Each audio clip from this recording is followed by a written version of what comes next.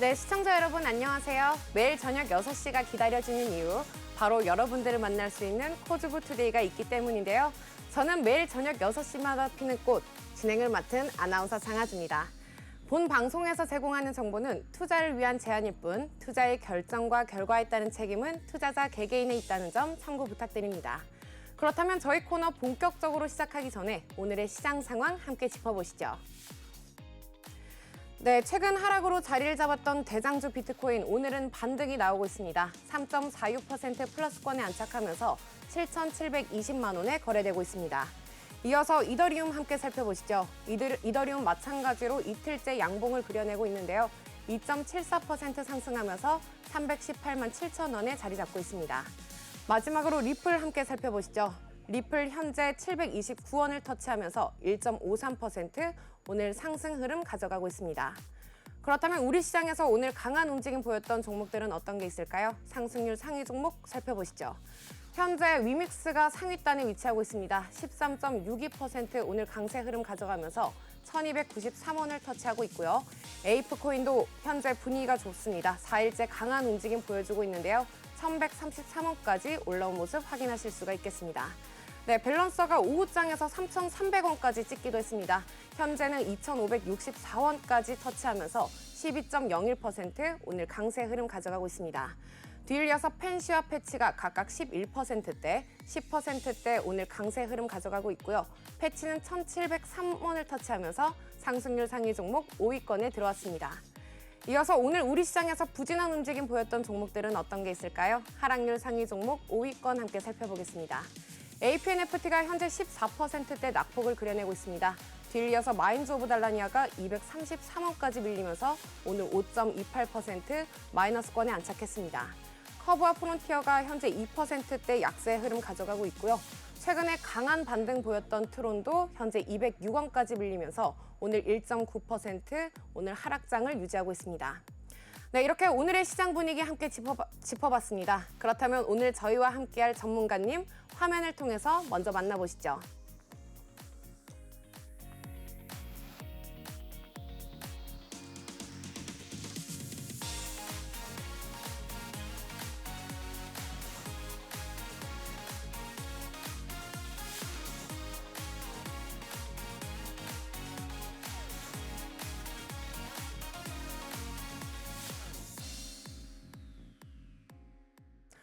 뜨거! 여러분, 어디서 이 뜨거운 온도가 느껴지지 않으시나요? 곧 다가올 불장을 대비해서 저희가 불장 대비 특집을 마련했습니다. 저희가 정말 어렵게 모신 분인데요. 내가 코인을 좀 한다 하시는 분들은 모르시는 분이 없을 것 같습니다. 그럼 바로 모셔보도록 하겠습니다. 퍼즐 전문가님 안녕하세요. 네, 안녕하세요. 네, 전문가님 이렇게 또 스튜디오에서 뵈니까 너무 감회가 남다른데요. 저는 워낙 그동안 팬이었기 때문에 잘 알고 있지만 그래도 시청자분들은 처음 보시는 분들도 계실 테니까 우리 대표님 자기소개 한마디 부탁드릴게요. 네, 불장TV 채널 운영하고 있는 퍼즈라고 합니다. 뭐 그렇게 유명한지 잘 모르겠는데 그 한 18년도부터 좀 꾸준히 해오고 있습니다. 네, 그래서 제가 이제 그 MBN 방송국에서 좋은 제안을 해주셔서 그 불장 대비 강의를 좀 하게 됐습니다. 그래서 지금 아시다시피 비트코인이 하락 횡보를 하고 있고 그 다음에 곧 불장이 오거든요. 불장이 끝났다 만다 뭐 이런 얘기도 많은데 그것도 제가 이제 설명해 드릴 거고 불장이 곧 오는데 그 불장 오기 직전에 요거를 알아야만 수익을 가져갈 수 있다. 이런 내용으로 좀 구성을 준비했습니다. 그 한번 생각을 곰곰이 한번 해보면 2023년, 24년 돈 버셨나요? 저 사실 못 벌었습니다. 많이 하락했어요, 제 포트폴리오. 아, 그래요? 네, 그래서 한 번쯤 곰곰이 생각해 보시면 좋을 것 같아요. 24년 같은 경우에는 하락 횡보니까 뭐 어쩔 수 없다 치더라도 23년에 벌었는지 그리고 23년에 번 거를 다 까먹지 않았는지. 그래서 단순히 생각하면 불장만 오면은 난 벌 건데 뭐하러 이런 강의 듣나라고 생각하실 수도 있어요. 네. 근데 아무나 버는 장은 없습니다. 그 불장에서 나만은 아니고 사실 대다수는 잃어요. 그런 불장에서도. 근데 어쨌든 그 와중에 우리는 수익을 가져가야 되잖아요. 그래서 그런 내용을 알차게 담았으니까 속는 셈 치고 요 1강이라도 좀 끝까지 봐주시면 아마 계속 볼 생각이 드실 겁니다. 네, 제가 오늘 정말 제대로 수업을 들으려고 이렇게 교복까지 맞춰서 입고 왔는데 아, 사실 신고당할까 봐 회사 와서 갈아입긴 했어요. 어떻게 전문가님, 저 오늘 좀 말 잘 듣는 학생 같나요? 제가 강사 생활을 진짜 오래 했어요. 오래 했는데 네. 그 제일 말 안 듣는 스타일. 뺀질뺀질 되면서. 네. 네. 근데 그런 의도였다면 정말 100점 만점 드릴 수 있을 것 같습니다. 네, 제가 생각보다 저희 어머니께서 너 같은 애는 100명도 키우겠다 이러실 정도로 말을 나름 또 잘 듣긴 했습니다.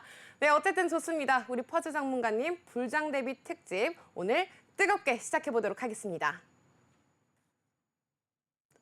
전문가님, 혹시 앞에 이 사진이랑 네. 똑같이 포즈 취해 주신 건가요? 아, 네, 맞습니다. 이거 제가 5년 전에 찍은 사진인데 네. 한번 따라 해봤고 그럼 바로 진행을 해보도록 하겠습니다. 자, 일단은 너는 뭔데? 넌 누군데? 라는 생각을 당연히 가지시겠죠. 그러니까 제 채널을 보신 분들은 그런 생각 안 가지시겠지만 그렇게 생각하시는 분들을 위해서 제 소개라면 소개 이런 걸 좀 자세하게 하도록 하겠습니다. 일단 이거는 제 졸업증명서예요.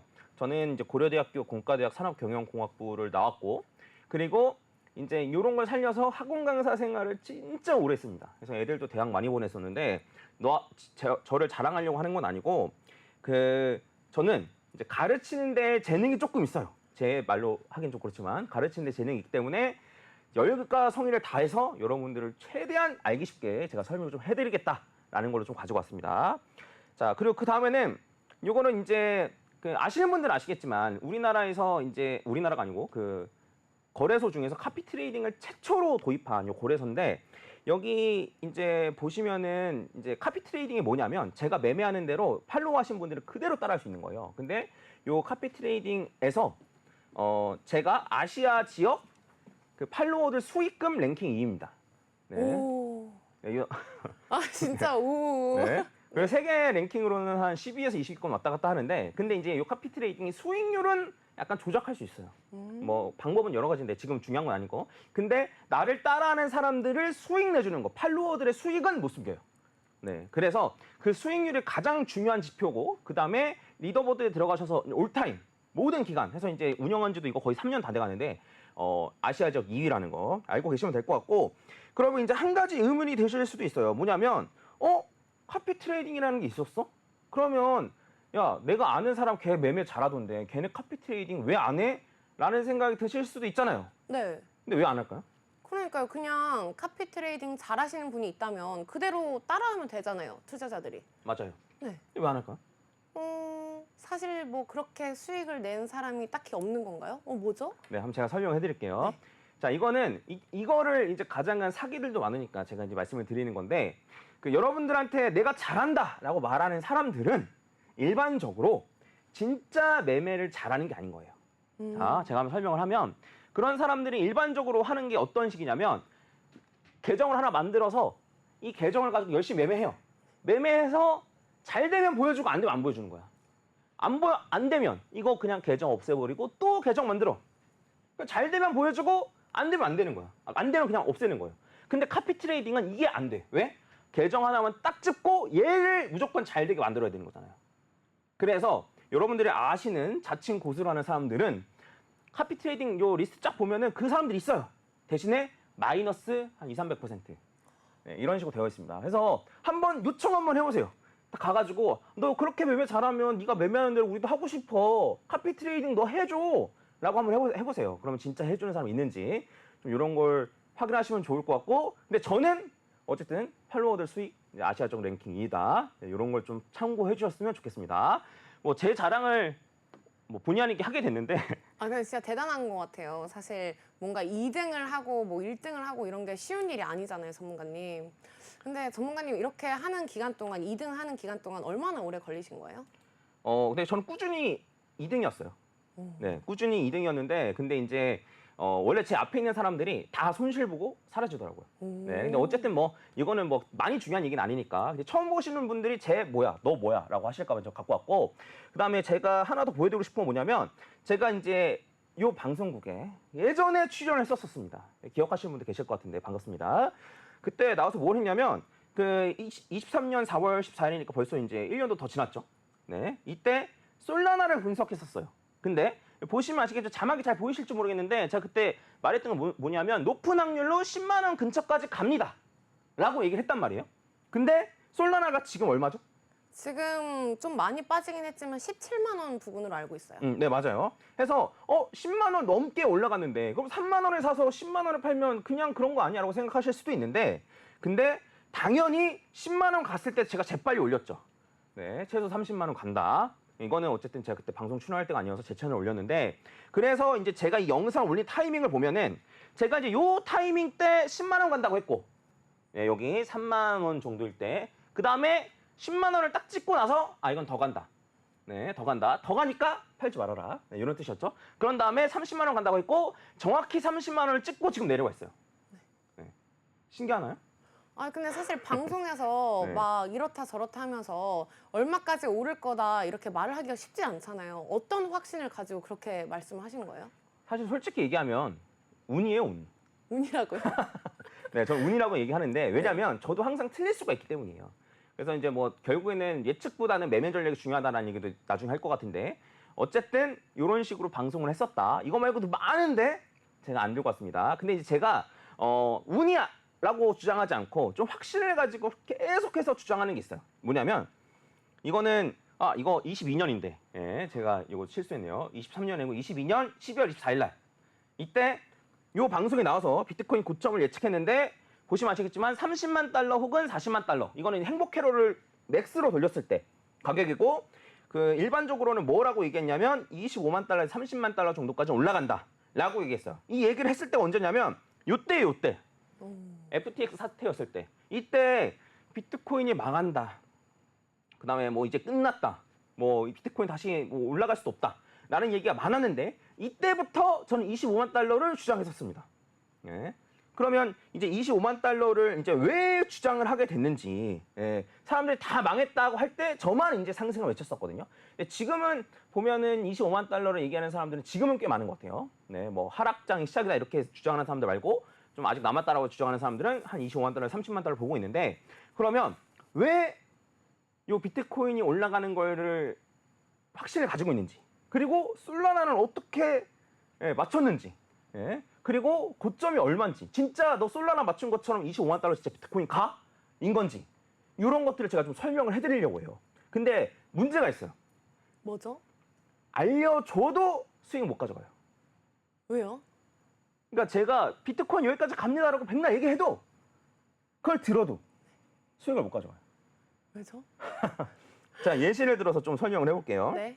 자, 제가 비트코인이 25만 달러 간다고 주장했을 때가 요때란 말이에요. 네. 그럼 제 방송을 보고 있는 사람들이 있었을 거 아니에요. 네. 그럼 그 사람들이 무조건 돈을 벌었어야겠죠.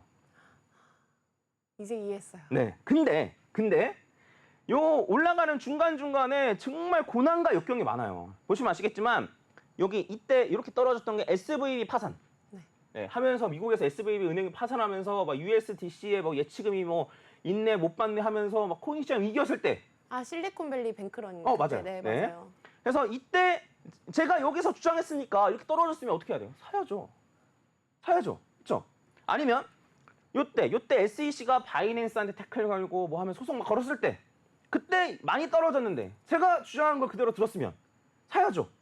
근데 이렇게 얘기할 수도 있어. 야, 너만 주장한 걸 수도 있잖아. 근데 그건 아니에요. 왜냐? 현물 ETF 때문에 올라간다는 얘기 하는 사람 많았어. 저 말고도 많았어요.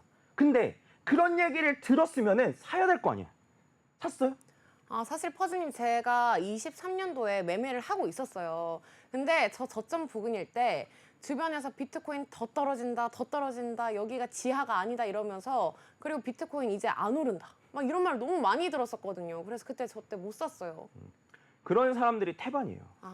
그런 사람들이 너무나 많아요. 근데 이제 그런 게 사실 잘못된 건 아니에요.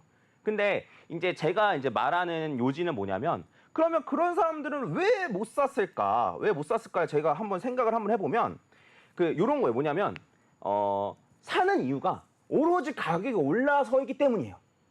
내가 비트코인을 사는 이유, 비트코인의 뭐 내재 가치나 뭐 사토시가 어떻게 만들었고 이런 거 아무 상관없이 가격이 올랐으니까 사볼까? 가격이 올랐으니까 사볼까? 이게 유일한 이유인데 떨어졌는데 어떻게 삽니까? 엔비디아, 테슬라 여러분들 많이 사시잖아요. 근데 AI에 대한 이해, 테슬라가 자동차 회사라고 생각하는 사람도 있는데 저는 아니라고 생각하거든요. 네. 이제 AI, 딥러닝 이런 쪽의 회사라고 생각하는데 그런 거에 대한 이해, 안 그러면 엔비디아에 대한 이해 이런 거 이씨 사시나요? 아니면 단순히 가격이 올라서 아니 올랐었던 거이기 때문에 그래서 사시는 거예요? 그러니까 이유가 그거이기 때문에 떨어지면 못 사는 거예요. 네, 뭔 말인지 이해가시죠? 네. 그러니까 계속 가격이 올라가면 그때 사는 거예요. 왜냐하면 사는 이유가 가격이 올라서니까. 그럼 가격이 올라서 사면 그게 고점이니까 맞잖아요. 네.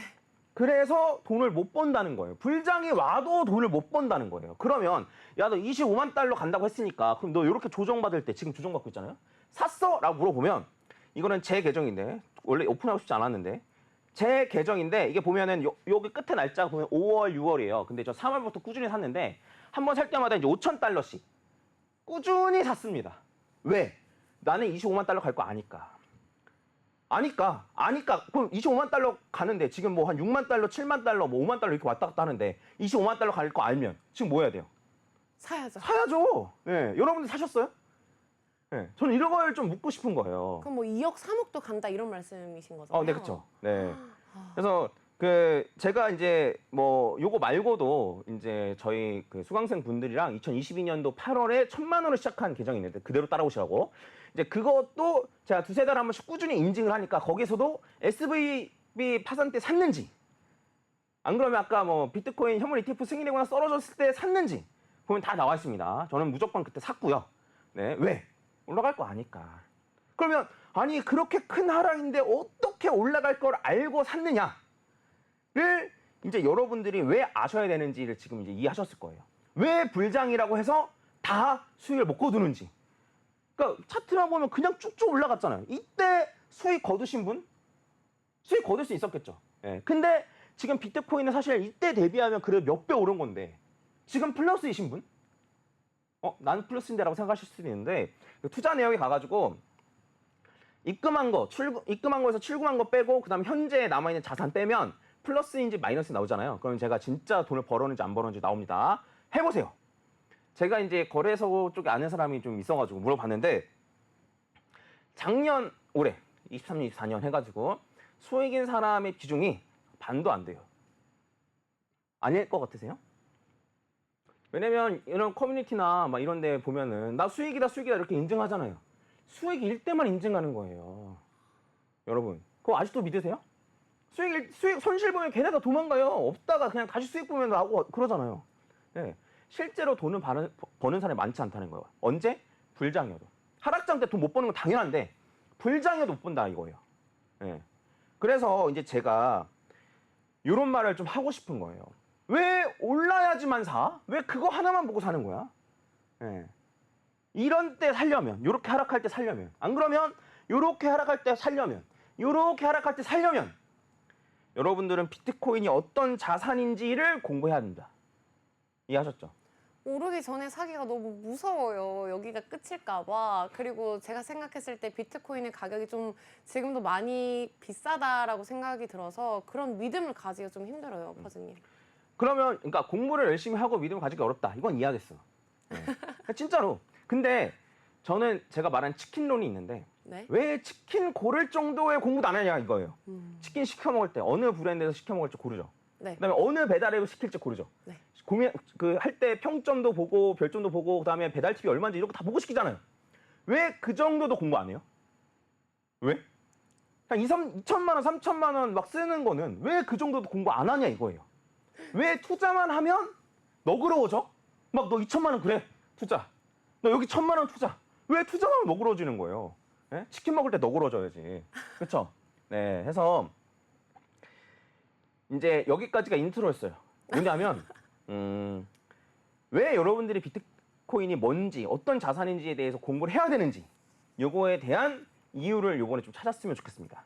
예, 그리고 정말 25만 달러 간다라고 하면 지금 사야겠네 라는 생각이 요 강의가 끝나면 들 수 있도록 제가 좀 만들어 드릴 수 있도록 해볼게요. 자, 그래서 이제 제대로 된 시작해 보도록 하겠습니다. 자, 비트코인이 뭔지 아까 말씀드렸듯이 그것부터 먼저 다룰 거예요. 자, 비트코인에는 제네시스 블록이라는 게 있어요. 이제 비트코인은 블록체인 뭐 기술을 활용한 이런 거라고 얘기를 많이 하는데 그 뭐 쉽게 얘기하면 블록이 뭔지를 여러분들이 알 필요까지는 굳이 없어. 네, 없는데 근데 블록을 통해서 이제 신뢰성을 이제 검증한다 이렇게 생각하시면 되는데 처음 만들어진 블록이 있어요. 그거는 누가 이제 블록을 생성시켰냐면 사토시가 있겠죠. 사토시가 처음 만들었으니까. 그래서 그 블록을 이제 처음 만들어준 블록, 이걸 이제 제네시스 블록이라고 얘기하는데 거기에 사토시의 메모가 있어요. 예, 메모. 이거 한 거 들어보신 적 있어요? 이거 재밌지 않나? 예, 메모가 있어요. 뭐라고 나와 있냐면 여기에 이제 나온 게 이제 제네시스 블록에 있는 메모인데 이거는 사토시의 의도겠죠. 처음 만들어진 거니까. 그리고 백서도 조작될 수 있어요. 근데 요거는 조작이 못 돼요. 그러니까 요것만이 진짜 진정한 사토시의 의도인 거예요. 여기에 뭐라고 써져 있었냐면 2009년 1월 3일 네, 그 더 타임즈 은행들의 두 번째 구제 금융을 앞두고 있는 UK 재무장관. 요 기사를 헤드라인을 여기다 딱 적어 놓은 거예요. 왜? 여기서 사토시가 왜 비트코인을 만들었는지가 나와요. 네, 왜 만들었는지. 자, 왜 만들어졌는지에 대해서 이제 얘기를 하면은 기존 화폐 시스템이 마음에 안 들었던 거야. 네. 그러니까 그 딱 2009년 타이밍 보면 알겠지만 00년도에 닷컴 버블이 있었죠. 네, 그다음에 2007년, 2008년도에 금융위기 있었죠. 그걸 보면서 야, 이거 니들 때문이다. 니들이 마음대로 돈을 찍어내기 때문에 이 문제가 생긴 거다. 해서 만든 게 비트코인이에요. 그래서 실제로 이제 이게 M2가 미국이 얼마나 돈을 찍어내는지인데 10년마다 2배씩 찍어내요. 돈을. 나중에 보여드릴 거예요. 오늘은 뭐 엄청 중요한 건 아니니까. 어쨌든 이렇게 돈을 무지막지하게 이제 찍어내고 있는데 이 찍어내는 게 그냥 너네들이 뭐 합의를 얻고 뭐 이렇게 해서 찍으면은 뭐 그냥 그러리를 하겠는데 기존 통화 체계를 좀 살펴보면은 그 사토시는 문제라고 봤던 거예요. 뭐냐면 기존 통화 체계는 야, 너네 중앙화돼 있잖아. 요거만 쓸게요. 귀찮으니까. 그다음에 불투명하잖아. 니들끼리만 막 얘기하잖아. 네, 니들끼리만. 해서 이게 불투명화. 그다음에 사람에 의해서 결정되잖아. 네, 사람에 의해서 결정된다. 이게 기존 통화 체계고. 그래서 비트코인의 특징을 보면 이거에 반대예요. 중앙화, 비트코인 특징은 탈중앙화. 그다음에 그 불투명성, 비트코인의 특징은 투명성. 그다음에 사람이 한다, 비트코인의 특징은 제3자 자동화. 이게 비트코인의 특징이에요. 이것만 봐도 알 수 있어요. 기존 통화 체계가 문제인 거예요. 예. 니들이 마음대로 찍어내고 그러니까 금융위기 또 왔지 않냐? 그럼 그 이후로 안 왔어요? 왔잖아요. 파월이 뭐 인플레이션은 일시적이다 뭐 이렇게 하면서 그냥 막 그냥 찍어내가지고 그냥 결국에는 막 금리 갑자기 올리고 똑같은 게 반복되잖아요. 그렇죠? 그게 문제라는 거예요. 그래서 사토시가 이걸 만든 거예요. 비트코인을 만든 겁니다. 네, 그래서 컨셉 자체는 이제 뭐 그 물물 교환 시대의 화폐에 이제 금을 이제 채용을 했던 거고, 그 다음에 금의 특징을 그대로 가져와요. 뭐냐면 한정된 수량. 반감기도 똑같은 거예요. 가면 갈수록 채굴량이 줄어든다. 금도 마찬가지죠. 그 다음에 그 채굴이라는 표현, 마이닝이라는 표현까지도 금에서, 그러니까 이제 옛날의 화폐로 돌아간 거예요. 비트코인이 새로운 화폐를 만들어낸 게 아니고 예전 화폐인 금으로 돌아가는 건데 그 금을 요 컴퓨터 안에서 쓸 수 있게끔 만드는 그게 비트코인이에요. 뭔 말인지 이해 갔나요? 네. 네. 근데 이제 이걸 만들기만 한다고 다 되면은 뭐 사실 뭐 아무나 만들게, 그쵸? 근데 이게 문제가 뭐였냐면 이거를 만들긴 만들었는데 이게 실제로 비트코인이 사토시가 의도한 대로 흘러가려면 두 가지의 조건이 필요했어요. 첫 번째는 뭐냐면 그 조작이랑 복사가 불가능해야 돼요. 이해 갔죠? 네. 컴퓨터 위에서 하니까 컨트롤 C, 컨트롤 V 하면 안 되잖아요. 이거를 해결하기 위한 게 블록체인이에요. 그럼 블록체인은 어떻게 해도 해킹이나 조작이나 복사가 절대 안 되는 네. 거예요? 그 안 되는. 그래서 NFT를 해가지고 이제 미술품에도 이제 매기는 거고 하는 거고. 어쨌든 요 복사가 무조건 해결돼야 되는 문제였는데 금은 복사가 안 되니까 해결되는 문제였는데 이걸로 해결한 거예요. 블록체인. 그래서 사토시가 블록체인이라는 기술을 먼저 발명하고 한 게 아니고 야, 이거를 이제 컴퓨터 위에서 금처럼 쓰려면 요 복사 붙여넣기 하면 안 되는데 그러면 도대체 어떻게 해야 될까? 라고 해서 생겨난 게 아닐까, 블록체인이. 네, 뭐 이건 제 생각이에요. 아무튼. 자, 그 다음에 두 번째가 있는데 두 번째는 뭐냐면 모든 사람이 이 가치를 인정해야 돼. 그쵸? 모든 사람이 다 가치를 인정해야지만 금처럼 될 수 있는 거 아니에요. 금 전 세계가 다 가치를 인정하잖아요. 그쵸? 그러면 이거를 그동안 차차 해왔었는데 2017년을 기점으로 완벽하게 되기 시작합니다. 뭐냐면 2017년이 전 세계 거의 모든 나라에 거래소가 생기고 전 세계 어디를 가든 현금화를 할 수 있는 자산이 됐거든요. 그래서 요 두 가지를 해결하고 사토시 의도대로 됩니다. 그러면 사토시의 의도대로 됐으니까 맨 처음에 사토시의 의도는 그거라 그랬잖아요. 뭐냐면 난 기존 통화 체계를 반대로 가는 게 내 의도야라고 했잖아요. 그래서 사토시의 의도대로 가니까 비트코인은 어떻게 돼요? 달러 인덱스랑 반대로 가기 시작해요. 네. 이게 굉장히 중요한 포인트예요. 달러랑 반대로 가기 시작한다. 그냥 누군가 임의로 만들었던 그냥 비트코인이라는 게 금처럼 금도 달러 인덱스랑 반대로 가거든요. 달러 인덱스랑 달러랑 반대로 가기 시작한다. 왜? 기존 통화 체계로 움직이는 달러의 힘이 커지면 비트코인을 반대로 가야 되니까. 비트코인을 반대 의도로 만들었으니까 가치가 떨어지는 거고.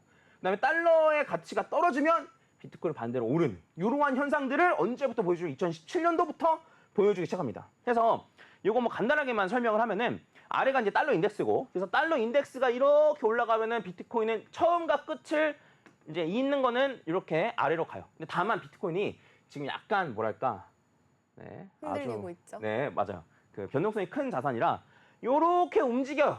근데 끝은 맞춰. 이런 식으로. 그래서 지금도 마찬가지예요. 그래서 달러 인덱스가 이제 최근에 떨어졌었는데 떨어졌을 때 비트코인 올랐으나 그냥 오른 게 아니고 이렇게 올라갔다 떨어졌다 올라갔다 떨어졌다 이래서 맞춘 거예요. 네. 그럼 달러랑 반대로 매매를 하면 되는 건가요? 그럼 달러의 움직임을 예측할 수 있어야 되는데 할 수 있나요? 아, 같이 가니까요. 네. 근데 이것도 진짜 중요한 질문. 어떻게 알았지 근데? 중요한 질문이에요. 그러면 나중에 달러에 관한 얘기를 하겠죠. 달러의 가치가 이제 떨어질 것 같으니 비트코인 오를 것 같다. 아니면 달러의 가치가 오를 것 같으니 비트코인은 당분간 조정이다. 이런 얘기를 아마 나중에 하게 될 텐데 뭐 이 부분 좀 참고하시면 좋을 것 같고, 요거까지는 이해 갔죠? 네. 달러랑 비트는 반대로 간다. 왜 반대로 가는지 이해해야 된단 말이에요. 애초에 이 의도대로 만들었단 말이에요. 이 의도대로 만들었는데 그걸 버텨서 진짜 그렇게 된 거예요. 네. 그래서 비트코인을 금에 비유하고 이런 식으로 하는 겁니다. 일단은 요거를 이해했으니까 가장 최근에 있었던 예시를 좀 들면 좋을 것 같은데, 가장 지난주 금요일 날 그 비트코인 떨어졌었죠. 네. 관련해서 혹시 기사 아는 거 있을까요? 네. 기사 한번 찾아왔는데 그럼 읽어드리도록 하겠습니다. 네, 최근 나왔던 기사 두 가지 읽어드리겠습니다. 경기 침체에 대한 공포가 시장 내에 퍼지면서 암호화폐 시장까지 약세 흐름 보이고 있습니다. 특히 오는 9월에 FOMC 빅컷이 이루어질 가능성이 줄어들면서 향후 전망도 어두운 상황입니다. 네, 그럼 두 번째 기사도 읽어드리겠습니다. 지난 주말 발표된 미국의 실업률이 4.3%에서 4.2%로 떨어지면서 경기 침체에 대한 공포에 비트코인이 가격이 6만 달러까지 내려왔습니다. 근데 포즈님, 제가 이 기사 찾으면서도 좀 궁금했었거든요. 실업률이 나쁘지 않게 나왔는데 이 경기 침체 때문에 이런 우려감으로 비트코인의 가격이 떨어졌다. 사실 이 부분이 좀 이해가 안 갔어요. 이제 고용지표가 발표가 좀 됐었어요. 네, 고용지표가 발표가 됐었었는데 그때 고용지표가 생각보다 안 좋게 나왔었거든요. 근데 안 좋게 나와가지고 순간적으로 50bp 인하 확률이 높아졌어요. 이게 패드워치인데 금리가 이제 앞으로 다음번에 어떻게 인하될 건지 될 것 같은지 이제 요거 예측을 하는 건데, 요게 25bp나 요거는 50bp 인하요. 근데 순간적으로 50bp가 높아졌다가 생각해 보니까 아니 50bp 할 정도는 아닌 것 같은데? 라고 해서 지금은 25bp가 70%예요. 자, 그러면 금리는 낮으면 달러 인덱스가 떨어지거든요. 그러니까 금리 자체가 이제 달러의 가치예요. 금리를 예금만 해도 주는 돈이니까. 자, 그러면 이렇게 생각해 볼 수 있어요. 순간적으로 50bp 인하 가능성이 높아졌으니까 달러 인덱스가 순간적으로 내려간 거예요. 달러의 가치가 순간적으로 떨어졌던 거야. 50bp 인하 할 것 같으니까. 근데 50bp 인하에서 25bp 인하로 바뀌니까 달러 인덱스가 떨어졌다 올라간 거예요. 그러면 이거 보시면, 자, 달러 인덱스는 이때 발표 났거든요. 이거 시간 타임 테이블 하느라고 해놓은 건데, 달러 인덱스가 떨어졌다 올라갔잖아요. 그렇죠? 그럼 비트코인은 올라갔다 이렇게 떨어지죠. 거꾸로 갔네요. 네. 그래서 단적인 예만 보여드리는 거, 매번 반대로 가는 건 아니에요. 근데 어쨌든 비트코인의 가치는 이런 식으로 사람들이 지금 인지를 하고 있다는 거예요. 이해가죠? 네. 자, 그러면 거의 다 왔어요. 오늘 재밌는 내용 거의 다 왔으니까 한번 보면 되는데, 자, 그러면 비트코인이랑 달러는 반대로 가. 그래, 오케이. 퍼즈 알았어. 이해했어. 근데 뭐라고 생각할 수 있는데, 이렇게 달러의 가치랑 반대로 가니까 관심을 갖는 사람들이 생겼어요. 누구냐? 현금을 잔뜩 들고 있는 사람들. 현금을 잔뜩 들고 있는 사람들은 그 현금 가치에 대한 하락의 그 고민이 있잖아요.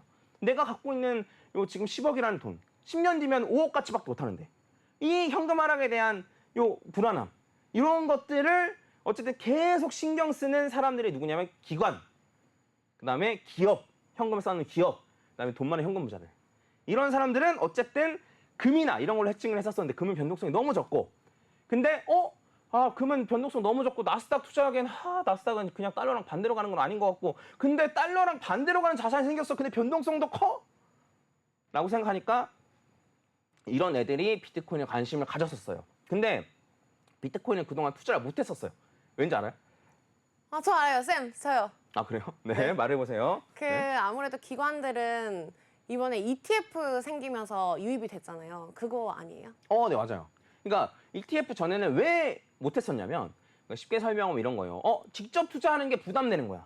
왜냐하면 거래소 지금 해킹당했다 뭐 이런 얘기 뜨잖아요. 그렇죠? 네. 네. 해킹에 대한 리스크 지고 싶지 않을 거 아니에요. 그 돈이 많은 사람들 같은 경우에. 그리고 시크릿 키, 그러니까 이제 지갑을 갖고 하드 월렛을 하려고 해도 시크릿 키 잊으면 어떡해? 그러니까 안 하고 싶어. 좀 안전한 거 없어? 라고 해서 이 사람들이 기다렸던 게 네. 바로 현물 ETF였나요? 맞습니다. 정확합니다. 그래서 이렇게 해서 나왔던 게 현물 ETF예요. 근데 현물 ETF가 나왔을 때만 해도 제가 이제 뭐라고 주장했었냐면 이거 현물 ETF 소용없어. 사람들이 막 이랬어요. 뭐냐면 아니 비트코인 투자할 사람은 다 거래소에서 투자하잖아. 누가 현물 ETF 하겠어. 그쵸? 네. 이미 할 사람들 거래소에서 하는데 얼마나 유입이 들어오겠어 라고 얘기했는데 제가 거기서 뭐라 그랬냐면 개미들은 하나도 중요하지 않다. 예? 개미들은 하나도 중요하지 않고 기업이 먼저 들어올 거다. 기관이 들어오고 기업이 들어올 거다. 라고 얘기했는데 제가 이런 얘기 이제 뭐 제 채널을 살 때마다 악플이 달려요. 말도 안 되는 소리 하지 마라. 걔네가 그렇게 보수적인 집단에서 왜 비트코인을 사냐. 제일 먼저 산 애들이 은행이에요. 제일 먼저. 그냥 시작하자마자 산 애들. 걔네들이 바로 은행이에요. 은행. 뭐 JP모건 뭐 비트코인 ETF 보유 현황 공개 이게 5월달.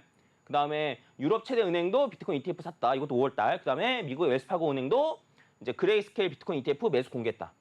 네.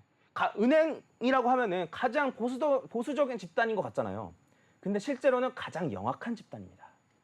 네. 보수적인 집단은 가장 영악한 집단이에요. 그래서 여러분들한테는 비트코인 위험합니다. 비트코인 위험합니다. 막 이렇게 해가지고 뭐 이렇게 증권사에서 현물 ETF 못 사니까 증권사에 스폰 그 광고 받아가지고 우리 아직 비트코인 위험해요. 우리 현물 ETF 우리가 만들 때까지 아직 사지 마세요. 라고 울부짖을 동안 은행들은 산다는 거예요. 그렇죠? 그러면 이 다음에 샀던 애들이 누구냐면 연기금 애들이 사기 시작해요. 은행 다음에. 미국의 이제 퇴직연금 비트코인 투자 허용 법안 통과했고 그다음에 미국의 대형 연기금이 이제 비트코인 투자 늘린다라고 했고 우리나라 국민연금도 마이크로 스트래티지 샀죠. 네, 마이크로 스트래티지는 그 비트코인 현물 ETF와 거의 같은 오히려 곱하기 1 현물 ETF가 아니고 곱하기 2, 3 정도 되는 레버리지 현물 상품이랑 거의 같아요. 그 비트코인 가장 많이 보유하고 있는 그 미국 회사로 들었는데 맞아요? 네, 맞습니다. 그래서 거기를 투자하는 건 비트코인을 투자하는 거랑 거의 똑같은 거예요. 근데 아니 그러면 우리나라 국민연금은 왜 비트코인 현물 ETF에 투자하면 되지? 왜 이거 샀어? 라고 생각할 수 있는데 우리나라에서는 현물 ETF를 허가 안 해줘. 아직 우린 못 사. 그래가지고 아니 우리 못 사는데 국민연금만 사. 우리는 못 사는데 국민연금 사. 이러면 눈총 받겠죠? 근데 포문은 오는 거야. 올라갈 것 같은데? 나 지금 비트코인 사야 될 것 같은데? 누가? 국민연금이. 그러니까 국민연금은 마이크로 스트래티지를 살면서 비트코인을 간접 투자를 하게 된 겁니다. 한번 얘기했죠? 여러분들한테는 아니라고. 저 국민연금이 비트코인 먼저 산다고 제가 얘기했었는데 다 콧방귀 끼더라고. 말도 안 되는 소리 하지 말라고. 그래서 저도 우리나라에서 이제 현물 ETF 승인되면은 우리나라 거 사기권이라고 했는데 벌써 이렇게 마이크로 스트래티지 먼저 사는 줄 몰랐어요. 그래서 제가 얘기했던 대로 뭐 제가 여기서 얘기한 건 아니지만 제 채널에서 얘기했던 대로 결과적으로는 그렇게 가고 있다. 그리고 여기서 또 중요한 건 뭐냐면 얘네는 수익을 거두려고 비트코인 사는 게 아니에요. 그럼요. 달러에 대한 핵징용인 거예요.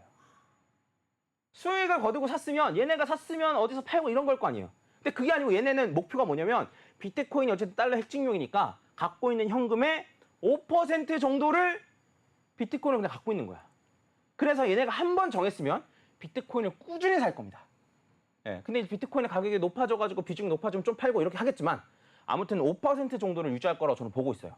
그리고 제가 이제 25만 달러 얘기를 했었잖아요. 기억나죠? 25만 달러를 왜 갈 것 같은지 요거에 대한 근거 중에 하나가 뭐냐면 제가 이제 대충 계산해봤을 때 기관, 미국에 있는 기업 이런 애들이 갖고 있는 현금의 5%, 3에서 5%만 비트코인 현물 ETF를 산다면 지금 수요의 5배다. 5배요? 지금 어쨌든 5만 달러, 6만 달러 왔다 갔다 하잖아요. 그럼 5배면 25만 달러, 30만 달러잖아요. 그러니까 그러니까 제가 아무 생각 없이 얘기한 건 아니에요. 예, 아시겠죠? 그래서 이런 걸 여러분들은 늦춰져 있지만 얘네들은 이제 이미 하고 있는 거예요. 아, 달러랑 반대로 가? 와, 나이스다. 금은 변동성 너무 적었는데 비트코인 갖고 있어야겠다. 내 현금을 비트코인 바꿔야겠다. 이렇게 하고 있는 거란 말이에요. 뭔 말인지 이해 가시죠? 네, 해서 이제 여러분들이 좀 진지하게 생각을 해야 돼요. 여러분들이 이 비트코인의 가치가 뭔지에 대해서 진지하게 생각을 해야 된단 말이에요. 비트코인이 왜 25만 달러, 30만 달러 가는지 차트적으로도 제가 이제 다음 시간에 이제 말씀을 드리겠지만 왜 그런지에 대해서 이해를 해야 된단 말이에요. 단순히 저 오늘 차트 하나도 안 봤죠? 제가 언제 분석했다 뭐 이런 것밖에 안 보였죠? 차트가 어떻게 되고 이런 거 하나도 안 보였죠? 그냥 펀더멘탈만 가지고도 비트코인이 이렇게 된다라는 거를 머릿속에 집어넣고 있어야 된단 말이에요. 그래야지만 어떻게 할 수 있다? 믿음을 가지고 살 수 있다. 네, 떨어졌을 때 살 수 있다. 요 얘기예요. 네. 그래서 오늘 했던 얘기를 제가 정리해 볼까요? 정리 혹시 할 수 있어요? 아, 네. 지금 정리 한번 해볼게요. 네.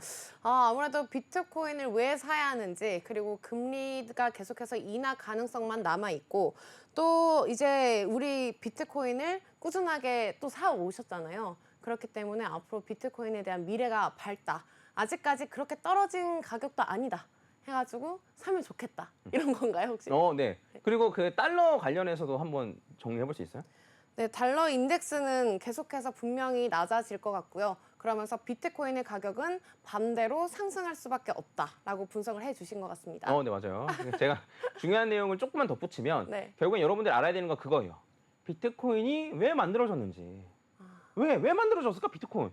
비트코인 사실 그냥 생각하면 아직도 안 믿는 사람 많죠. 그런 데이터 쪼가리 그게 무슨 뭐 가치를 가지고 그 컨트롤 C, 컨트롤 V 하는 거 아니냐, 하면서 지금도 관련된 영상 보면 댓글이 이만큼 달립니다. 그쵸?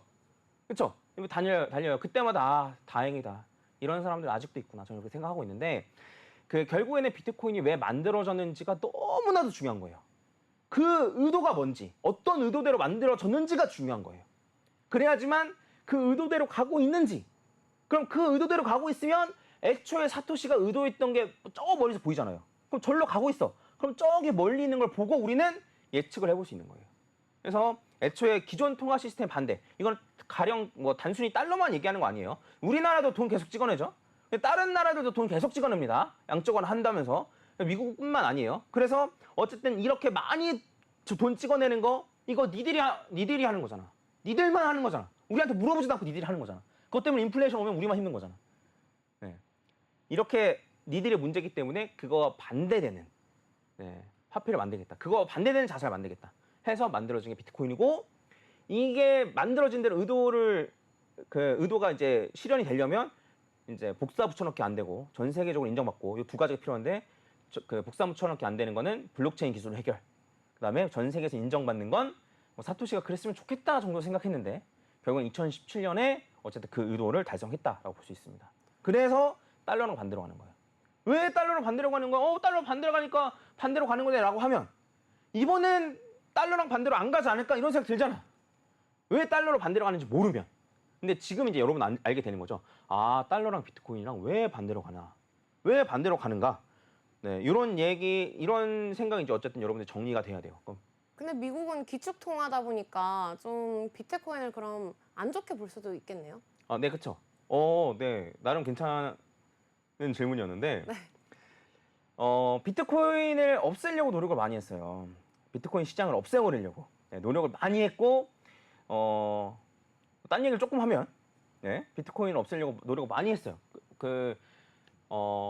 두 가지를 정말 싫어했는데 바이낸스를 정말 싫어하고 그다음에 테더를 정말 싫어했거든요. 미국이 싫어했던 게. 근데 이제 맨 처음에는 그냥 없어지겠지 하고 냅뒀어요. 냅뒀는데 계속 커지는 거야.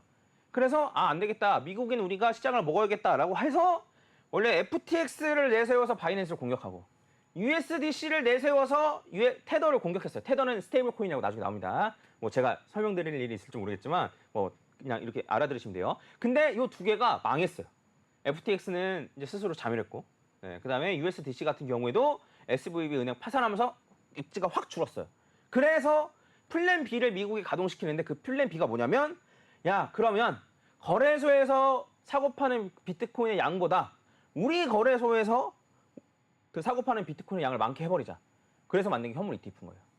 그래서 FTX가 망하고 USDC가 망하고 나서 급물살을 탄 거예요. 현물 ETF가. 그냥 이거 못 없애. 그러면 거래소에서 사지 말고 그냥 우리 증권거래소에서 사.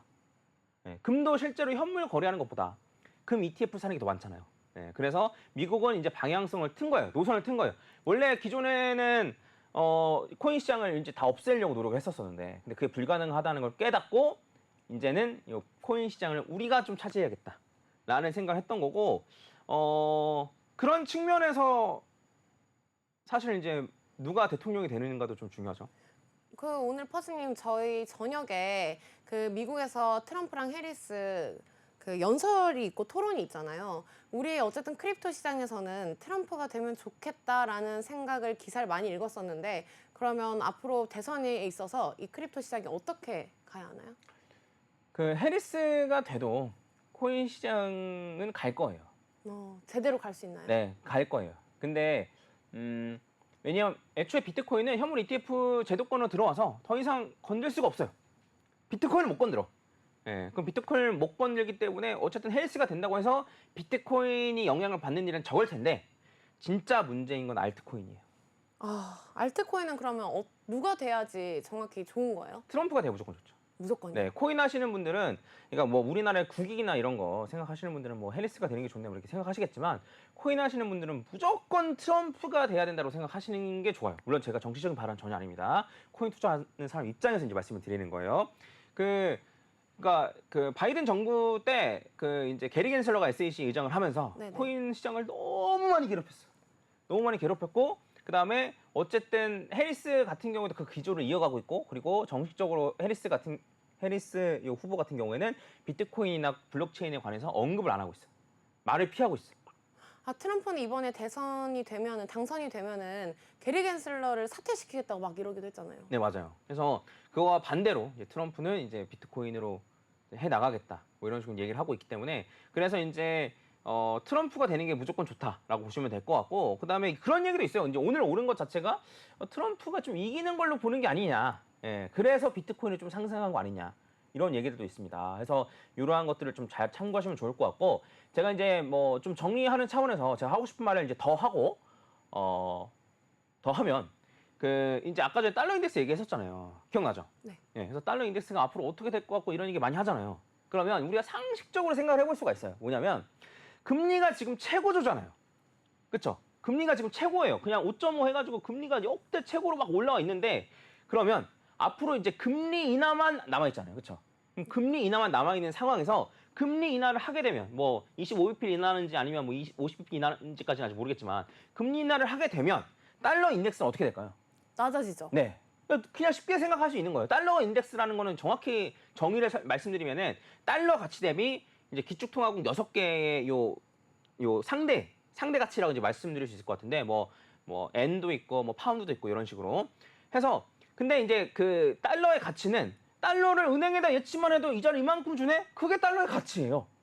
뭔지 아시죠? 그래서 네. 금리를 낮추면 달러 인덱스가 떨어져요. 그러면 앞으로 금리가 올라갈 일이 있어요, 없어요? 없죠. 금리가 떨어질 일밖에 안 나왔죠. 그러면 이제 달러 인덱스 이렇게 떨어져요. 금리도 떨어지고 달러 인덱스 같이 떨어지면, 그러면 비트코인은? 비트코인의 가격은 반대로 올라가겠네요. 네. 어... 이런 거를 좀 여러분들이 인지하셔야 돼요. 그래서 이제 역대 불장이었던 2017년, 2020년 이때도 다 달러 인덱스가 떨어졌었어요. 네, 달러 인덱스가 떨어져서 이제 비트코인 올랐다라고 보시면 되는데, 근데 지금이 정말 중요한 타이밍이에요. 자, 이게 어쨌든 오늘의 거의 하이라이트일 것 같은데, 자, 예전에는 달러 인덱스가 떨어져도, 달러의 가치가 떨어져도 사람들, 기관이나 얘네들이 요 비트코인을 못 샀어. 그쵸? 달러의 가치가 하락하니까 내가 갖고 있는 달러를 다른 걸로 바꿔야 될 거 아니에요. 그래서 금으로도 바꾸고 뭐로 바꾸고 이렇게 바꿨는데, 그동안은 비트코인으로 못 바꿨단 말이에요. 왜? 현물 ETF가 없으니까. 근데 지금은 현물 ETF가 생겼죠. 그래서 지금 비트코인은 처음 겪는 거예요. 뭐? 달러 가치 하락과, 그러니까 현물 ETF가 승인된 상태에서의 달러 가치 하락. 요게 두 개가 동시에 일어나는 걸 지금 처음 겪는 거예요. 그래서 생각보다 훨씬 더 많은 상승이 일어날 수 있는 것도 여러분들 염두에 두셔야 돼요. 지난번 불장보다도 더. 그러니까 아니, 이렇게 시총이 커졌는데 이렇게 폭발적으로 오르는 게 말이 될 것 같아? 라고 생각하실 수도 있는데, 그동안은 기관이나 그런 자금, 현금이 하나도 안 들어왔던 상태인 거고, 근데 지금은 걔네들이 들어올 수 있는 상태인 거고. 그래서 저는 이제 다음번 불장이 뭐 빠르면은 한 6개월 안에 네, 저는 비트코인이 한 2억 정도 가고 내년 10월 정도에 비트코인 3억 갈 거라고 생각하는데 이거에 대한 근거들 제가 나중에 다음 강의 때 이제 말씀드릴 거예요. 네, 이렇게 생각을 하는데 생각보다 훨씬 더 많이 오를 수 있다. 제가 예측한 것보다 더 빠르게 더 많이 오를 수도 있다. 네, 요런 타이밍. 현물 ETF가 승인된 상태에서 달러 인덱스가 떨어지는 건 지금이 처음이니까. 네, 이런 걸 잘 염두에 두시면 좋겠습니다. 그래서 오늘 강의는 이 정도로 좀 마치고요. 질문 있어요. 네. 그 최근에 읽었던 기사 중에 그 비트코인의 반감기가 이제 패턴이 깨졌다라고 나온 게 있는데 그러면 반감기 패턴이 깨졌다면은 비트코인의 가격이 더 떨어질 일만 남은 거 아니에요? 어떻게 알았어요? 그게 바로 네. 내일 할 강의예요. 어떻게 알았지? 오. 그래서 반감기 패턴이 왜 그동안 계속 지속이 됐는지 아니면 반감기 패턴이 왜 계속 깨졌는지 이런 거에 대한 의견들도 다분한데 제가 다음 주에 팩트로 좀 말씀드리겠습니다. 반감기 패턴 과거엔 어땠고 지금은 어땠는데 왜 달라진 것이며 이 정도 달라진 게 달라진 건지 요거에 좀 말씀드리고 이 패턴대로 그대로 가면 공통된 패턴이 나오거든요. 뭐냐면 이제 언제 급등하는지 비트코인이 이런 패턴들도 나와요. 그래서 그런 패턴까지 같이 말씀드릴 수 있도록 해보겠습니다. 이제 끝? 질문 끝? 네. 감사합니다. 그러면 이제 금리 같은 경우에는 계속해서 떨어질 일만 남았는데 시장에서는 100bp 떨어질 수도 있다고 하잖아요. 올해까지. 그러면은 앞으로 계속해서 우리 시장에는 호재로 작용하는 거예요? 네.